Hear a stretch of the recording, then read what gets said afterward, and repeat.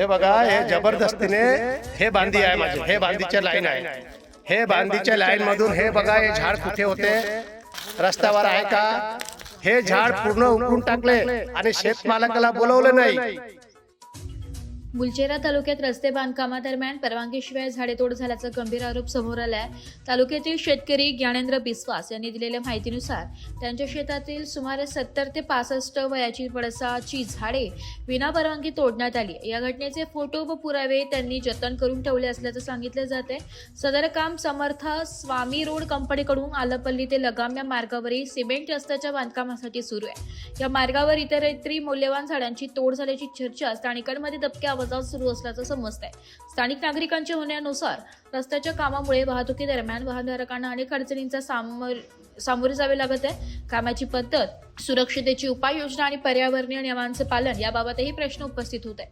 पण या नियमांनुसार झाडतोडीसाठी संबंधित परवानगी आवश्यक असताना ती घेतली का याबाबत शंका व्यक्त केली जाते.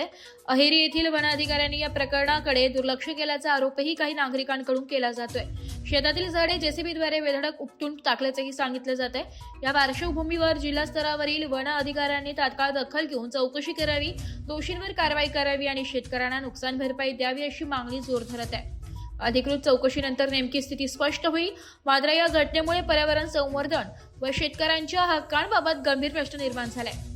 एसपराठी न्यूज साठी हे बघा, हे जबरदस्तीने हे बांधी आहे माझे, हे बांधीचे लाईन आहे. हे बांधीच्या लाईन मधून हे बघा, हे झाड कुठे होते, रस्त्यावर आहे का? हे झाड पूर्ण उकळून टाकले आणि शेतमालकाला बोलवलं नाही आणि म्हणते गावाच्या सरपंचनी सांगितले की हे झाड उखडा. आणि सरपंच आता येत नाही आणि सरपंच पदावर नाही आहे कोणी, आणि हे झाड उकळून माझ्या शेतावर फेकून दिले. हे बघा, झाड कमीत कमी 4 ते 5 मीटरचे झाड आहे आणि 70 ते 65 वर्ष जुनं आहे. हे झाड कोणते त्यांच्या ड्रायव्हरला विचारले, तो म्हणते की आम्हाला काही त्रास नव्हते. पण त्रास नव्हते तर तुम्ही काढले काहून? हे बघा, कमीत कमी 30 ते 40 फीट लांब आणि असं 2-3 झाड आहे.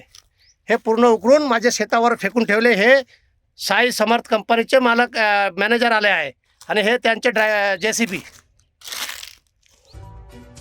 विदर्भ संपादक जावेद अली सय्यद, गडचिरोली.